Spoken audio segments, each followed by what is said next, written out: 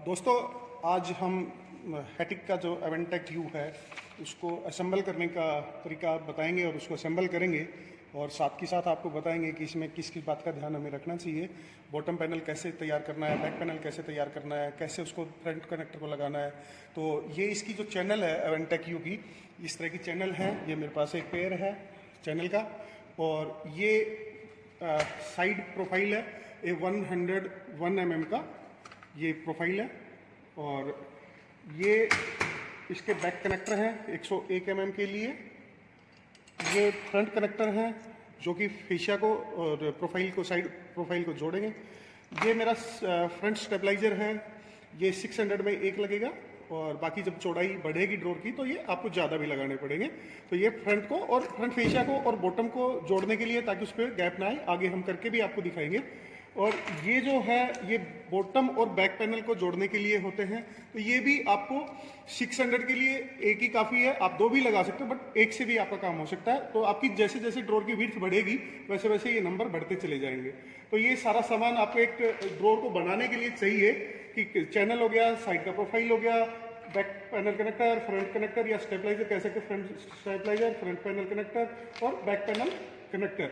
और साथ में ये एक डेकोरेटिव स्ट्रिप है, ये भी आपको लगानी है, हमें चाहिएगी, दो पीस चाहिएंगे। तो ये भी हम आपको लगा करके आखिरी में दिखाएंगे सारा सब कुछ करके, और आगे हम करते हैं, इसको असेंबल करते हैं। तो दोस्तों, मैंने चैनल जो था कैबिनेट में लगा दिया और जो मेरी कैबिनेट की आउटर टू आउटर विड्थ है वो 600 mm है। तो इसके हिसाब से जो भी कैलकुलेशन होगी वो मैं आपको बताऊंगा कि इस बॉटम पैनल मेरे को लगाना है, बैक पैनल लगाना है। तो उसके लिए जैसे हम इनोटेक और बाकी के लिए करते हैं उसी तरीके से एक फॉर्मूला है इसमें आर्किटेक्ट का बॉटम पैनल तैयार करने का, क्योंकि आप इसमें स्टील भी लगा सकते हो और वुड भी लगा सकते हो। तो अपन इंडिया के हिसाब से वुडन बैक पैनल के लिए काम बात करेंगे। तो हमारा जो ए है वो था हमारी बैक पैनल, इसे बॉटम पैनल की डेप्थ। तो हमें क्या करना है, जो भी हमारा प्रोफाइल का लेंथ होगा, जैसे कि 500 है मेरे पास में अभी के लिए, तो 500 में से माइनस करूंगा मैं 21 mm, यानी 21 mm कम कर दूंगा। तो मेरा जो बॉटम पैनल है उसकी डेप्थ मेरे को मिल जाएगी। और विड्थ के लिए मुझे क्या करना है कि विड्थ है मेरा बी, जो भी मेरे कैबिनेट की अंदर से अंदर की चौड़ाई आ रही है, कैबिनेट की अंदर से अंदर की चौड़ाई को हम एलबी बोलते हैं, उसको अंदर से अंदर मैं कैबिनेट को नापूंगा और फिर उसके बाद जो भी साइज आएगा उसमें से मैं माइनस 24 mm कर दूंगा, 24 mm माइनस कर दूंगा। तो मेरे पास में बॉटम पैनल का चौड़ाई आ गया। तो मेरे पास दो साइज आ गए हैं, बैक पैनल के लिए, बॉटम पैनल के लिए डेप्थ और विड्थ। तो इसी तरीके से मुझे ये जो सी है, सी मतलब बैक या रियर पैनल, जो ड्रोर का होता है, पीछे का जो पैनल होता है बैक पैनल बोल देते हैं। तो इसको करने के लिए कनेक्टर तो मेरे पास है, ये रहे। और इसका जो साइज है बैक पैनल का तैयार करने का, ये आपका सी है। सी के लिए लिखते हैं कि कनेक्टर अगर मैं यूज कर रहा हूं तो LB minus 41, LB inner width cabinet की, और उसमें से माइनस कर दूंगा मैं 41 mm माइनस कर दूंगा। जो भी मेरा साइज आएगा उसके हिसाब से मुझे बॉटम पैनल और बैक पैनल अब तैयार कर देता हूं मैं, फिर इसको हम असेंबल करते हैं। दोस्तों, मैंने बॉटम पैनल और बैक पैनल तैयार कर लिया है। और एक बात है कि जो पैनल की थिकनेस है, बॉटम पैनल और रियर पैनल की जो थिकनेस है वो 16 mm, जैसे कि इनोटेक और आर्किटेक्ट में रहती है वही है। 16 mm रहेगी बॉटम पैनल भी, और बैक पैनल की मोटाई भी ज़्यादा से ज़्यादा आप 16 mm ही रख सकते हो। दोस्तों, बैक पैनल डालने के बाद ये जो क्लिप है यहाँ पे ब्लैक कलर का आपको दिखाई दे रहा होगा, आपको यहाँ से भी दिखा देता हूँ। ये जो पार्ट है इसको प्रेस करना जरूरी है। तो हम इसको बैक पैनल को डाल करके और फिर इस तरीके से इसमें प्रेस कर देंगे। फ्रंट हमें कनेक्टर लगाना है, ये फ्रंट कनेक्टर तो जो ड्रोर का फेशिया होगा और ड्रोर के साथ जोड़ने के लिए कनेक्टर हमें लगाना है। इसका एक फॉर्मूला है कि कैबिनेट का जो भी थिकनेस है, यानी ओवरले जितना करना है वो प्लस 14 mm। ये मेरा ओवरले जो भी आ रहा है ये आ गया। इसके बाद मैंने यहाँ पे एक निशान लगा लिया जो कि 14 है, और इसको मैं आगे तक ले आऊँगा। और इसी के ऊपर जो मेरा ये कनेक्टर है, इसमें जिसमें ये होल है, होल का सेंटर मेरा 14 mm पे रहेगा, 14 mm पे ये रहेगा। तो दोस्तों, अब हमने फ्रंट कनेक्टर के लिए मार्किंग कर ली है, और साथ में फ्रंट स्टेबलाइजर जो है उसके लिए भी मेरे को साथ के साथ मार्किंग करनी पड़ेगी। और उसका तरीका ये है कि जहाँ पे भी फ्रंट कनेक्टर का जो होल आएगा, ये मेरा फ्रंट कनेक्टर है, इसका होल ये है, उसके बाद 25 mm यानी 25 mm नीचे आपको एक 10 mm डाया का होल करना पड़ेगा। और इसका ये जो डिस्टेंस है सेंटर टू सेंटर, ये जो डिस्टेंस है ये 32 mm रहेगा। तो ये मैंने मार्किंग कर लिया है। और ये हमें पहले ही करना पड़ेगा, जब हम कनेक्टर लगा रहे हैं उसी टाइम पे इसकी मार्किंग करनी पड़ेगी, इसका होल भी पहले ही करना पड़ेगा, पहले ही इसको फिक्स करना पड़ेगा, बाद में नहीं हो पाएगा। सो दैट हमने पहले इसकी मार्किंग कर ली है, फ्रंट स्टेबलाइजर की भी और कनेक्टर की भी। तो इसका जो साइज रहेगा वो यही रहेगा। एक बार फिर से मैं बता देता हूँ कि जहाँ पे भी मेरा पहला होल है, ये जैसे ये ऐसे लगेगा यहाँ पे, तो जो भी मेरा ये होल है नीचे का, उसके 25 mm नीचे रहेगा। और जाहिर सी बात है विड्थ के अंदर मैं इसको, क्योंकि मेरा ड्रोर 600 mm का है, तो मैं सेंटर ले लिया मैंने 600 का, और ये स्टेबलाइजर इस तरीके से मैं लगा दूंगा और आगे आपको दिखाता हूँ मैं लगा करके।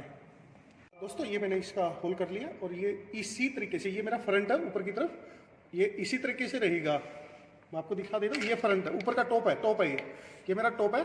तो टॉप की तरफ ये स्क्रू रहेंगे, यानी जब मेरा बॉटम लगेगा तो बॉटम लगने के बाद मुझे स्क्रू दिखाई नहीं देंगे, और मैं ये होल में इसको इंसर्ट करके इसको स्क्रू को टाइट कर दूंगा।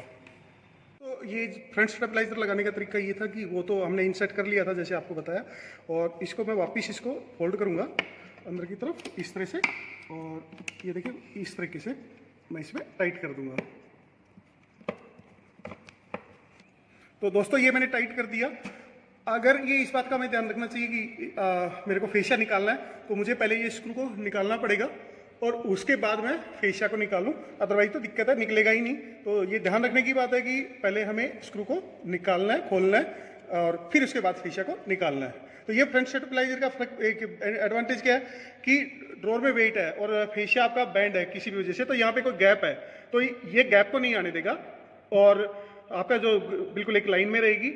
साथ के साथ आपका ये जो बैक कनेक्टर है ये भी इस तरह से लगेगा।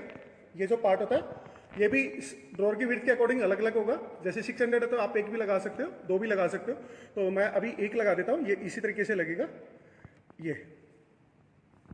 तो दोस्तों ये मेरा कंप्लीट हो गया ड्रॉर। पीछे का कनेक्टर इस तरह से लगेगा, फ्रंट स्टेबलाइजर यहाँ से लगेगा, और मेरा कंप्लीट हो गया ड्रॉर।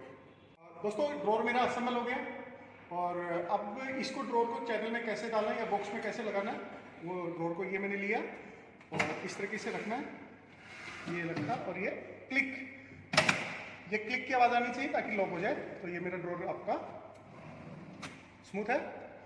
अब इसके अंदर फेशिया को कैसे लगाना है वो भी मैं दिखा देता हूँ आपको। फ्रंट फेशिया कैसे लगाना है, तो ये मेरा फ्रंट स्टेबलाइजर भी लग गया, कनेक्टर भी लगा दिया मैंने, और अब मैं इसको सिर्फ एक क्लिक करूंगा,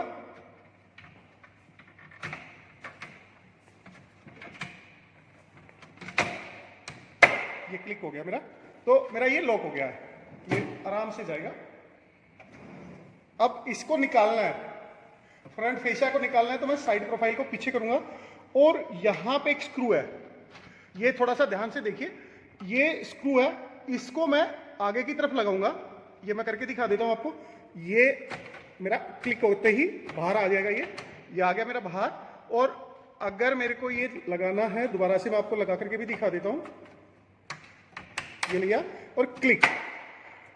तो दोस्तों ये तो स्क्रू था जो कि फेशिया को बाहर निकालने के लिए, और ये जो स्क्रू है ये हाइट एडजस्टमेंट के लिए। मैं आपको करके भी दिखा देता हूँ, आप यहाँ पे थोड़ा ध्यान से देखेंगे तो ये देखिए ऊपर हो रहा है और ये नीचे की तरफ आ रहा है, तो यहाँ से मैं हाइट एडजस्टमेंट कर सकता हूँ। ये जो होल है आपका, ये फेशिया को कनेक्ट करने के लिए और ये निकालने के लिए, और ये जो है ये हाइट एडजस्टमेंट के लिए है। साथ में अगर आपको विड्थ के लिए भी है तो इसके द्वारा कर सकते हैं आप। 1.5 mm का है, बहुत ही माइनर सा, तो बेटर है कि हम अपना बॉटम पैनल प्रॉपर्ली तैयार करें ताकि हमें विड्थ में एडजस्टमेंट करने की आवश्यकता ना पड़े। तो बेसिकली दो है, और तीसरा एक और है इसमें एडजस्टमेंट का, जो कि टॉप से है। ये होल है, ये स्क्रू आपको दिखाई दे रहा होगा। तो इसमें क्या है कि ड्रॉर इन एनी केस ऐसे ऊपर आगे से उठ गया तो आपको चैनल को खोलने की आवश्यकता नहीं पड़ेगी। आप इसके द्वारा आप चैनल को ऊपर नीचे आगे से एडजस्टमेंट कर सकते हैं। ये सारी की सारी हल्की फुल्की एडजस्टमेंट होती है। तो ये 3 एडजस्टमेंट है, फेशिया को निकालना, हाइट एडजस्टमेंट है फेशिया की, और ड्रॉर को बिल्कुल सीधा करना है। इन एनी केस वैसे चैनल को ही हमें 90 डिग्री के ऊपर लगाना चाहिए ताकि हमें एडजस्टमेंट की आवश्यकता ना पड़े। इन एनी केस अगर होता भी है तो आप यहाँ से कर सकते हैं। और तो दोस्तों ये डेकोरेटिव स्ट्रिप है, जो भी आपका ये साइड का प्रोफाइल होगा वही कलर का ही आएगा। और इसको करने के लिए हमें कोई स्क्रू वगैरह नहीं लगाना, सिंपल है। इसको क्लिक करना है, इसमें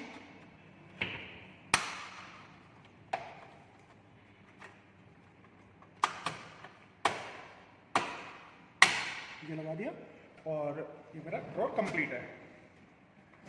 अवेंटेक यू साइलेंट, आवाज़ नहीं है इसके अंदर, स्मूथ है, फर्स्ट क्लास। दोस्तों ये कंप्लीट था और अब मैं ये ड्रॉर को निकालना है, इसमें से बॉक्स में से निकालना है। तो क्या करेंगे हम, सिंपल यहाँ से पकड़ेंगे और इसको ऊपर की तरफ उठा लेंगे आराम से। इस तरीके से ये निकल जाएगा आपके बॉक्स में से। तो दोस्तों अब हम अवेंटेक यू के अंदर पुश ओपन लगाने जा रहे हैं। तो कैसे इसको लगाना है, ये दो पार्ट होते हैं, इसमें लेफ्ट और राइट लिखा होता है यहाँ पे LR।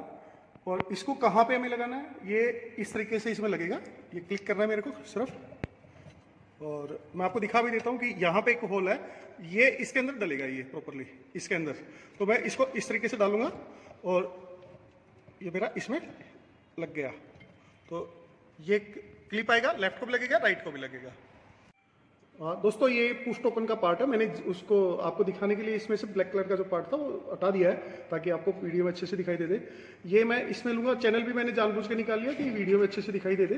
तो ये जो क्लिप है, ये जो पार्ट है, ये यहाँ पे इस तरीके से डलेगा। ये मैंने लगाया और पीछे की तरफ, इस तरफ पीछे की तरफ, चैनल के पीछे की तरफ मैं इसको प्रेस करूँगा। तो ये मेरा क्लिक हो गया। अब ये निकलेगा नहीं, निकालना है तो मुझे आगे की तरफ करना पड़ेगा। तो इस तरीके से डालना पड़ेगा। मैंने वीडियो के अंदर आपको अच्छे से दिखाई दे दे, अभी क्लिप बैठ गई है, यहाँ पे भी बैठ गई और यहाँ पे भी बैठ गई है। तो ये मेरा फिट हो गया। तो बोथ साइड मुझे ऐसे ही करना पड़ेगा। तो दोस्तों ये लगाते हुए भी मैं दिखा देता हूँ आपको कि चैनल मैंने फिट किया हुआ है और ये क्लिप इसमें आएगा और ये पीछे की तरफ मैं इसको प्रेस कर दूंगा। ये लग गया मेरा पुश ओपन पार्ट। दोस्तों ये मैंने कनेक्टर उसमें जो पुश ओपन जो पार्ट है वो बॉडी इसमें मैंने चैनल में लगा दी है। एक ये रोड होती है जो हमें लगानी होती है सिंक्रोनाइज करने के लिए। तो इसका एक फॉर्मूला है निकालने का, काटने का। तो LB माइनस एक्स यहाँ पे दिया हुआ है कि एक्ट्रो 5D है तो वो ये रहेगा, लेकिन हमें अवेंटेक यू लगा रहे हैं हम। तो जो भी कैबिनेट का अंदर से अंदर की चौड़ाई आ रही है उसमें से 219 mm माइनस करके ये जो रोड है हमारी, इस रोड को काटने का साइज आ जाएगा। फिर हमने इसको काट लिया और ये इसके कनेक्टर हैं जो मेरे को इसमें लगाने हैं। इसको लगाने का तरीका ये रहेगा मेरा, ये रहेगा, ये लिया, ये मैंने इसमें डाल दिया और इसी तरीके से ये मैं इसमें डाल दूंगा। ये मैंने तैयार कर लिया और इसको मैं पीछे की तरफ इसको लेके जा रहा हूँ। बोथ साइड जो ये स्लॉट बना हुआ इसके अंदर मैं रख दूंगा इसको और प्रेस कर दूंगा। एक क्लिक की आवाज आएगी, ये लग गया और इस साइड में ये लग गया, ये मेरा लग गया। तो अब ये मेरा पूरा हो गया, कंप्लीट हो गया है पुश ओपन। दोस्तों ये जो ग्रे कलर का आप स्विच देख रहे हैं बटन, इससे आपका प्लस माइनस यानी कि ड्रॉर आगे पीछे होगी। और हमें इस बात का ध्यान रखना चाहिए जब भी हमें पुश ओपन लगाना है तो कैबिनेट के और इसके फ्रंट फेशिया के बीच में गैप आना जरूरी है, अदरवाइज तो ये प्रेस नहीं होगा। जब तक प्रेस नहीं होगा ये ड्रॉर बाहर नहीं आएगी। तो आप यहाँ से इसको घुमा करके आप अपनी ड्रॉर की एडजस्टमेंट कर सकते हैं। दोस्तों कंप्लीट हो गया ड्रॉर मेरा, मैंने इसमें इस ड्रॉर बॉक्स में लगा दिया और मैं आपको बंद करके दिखा देता हूँ। ये मेरा बंद हो गया साइलेंट और मैं पुश करूँगा, मेरा ये कंप्लीट हो गया पुश ओपन। एक बात का हमें ध्यान रखना है, अगर हमें पुश ओपन करना है तो हमें हैंडल नहीं लगाना। पुश ओपन के अंदर हमें हैंडल नहीं लगाना चाहिए। तो क्योंकि मेरे को तो पहले साइलेंट करके दिखाया था, तो अभी इसमें से हैंडल को मैं बंद कर दूंगा। ये मेरा पुश ओपन है, ये मेरा बंद है साइलेंट और मैंने पुश किया। अब एक दोस्तों सिंक्रोनाइज का फायदा क्या, बेनिफिट क्या है कि मैं एक सिरे से भी इसको दबा रहा हूं तो भी मेरी ड्रॉर पूरी बाहर आ रही है। अगर मैं सिंक्रोनाइज नहीं लगाऊंगा, जो रोड लगाई है, तो उससे क्या होगा कि एक कोने से अगर मैं प्रेस करूंगा तो हो सकता है कि मेरी ड्रॉर प्रॉपर्ली बाहर ना आए। तो ये भी ध्यान रखना हमें कि पुश ओपन लगाना है तो सिंक्रोनाइज रोड को लगाना जरूरी है। तो ये मेरा कंप्लीट है अवेंटेक U silent closing and push to open. Thank you, धन्यवाद।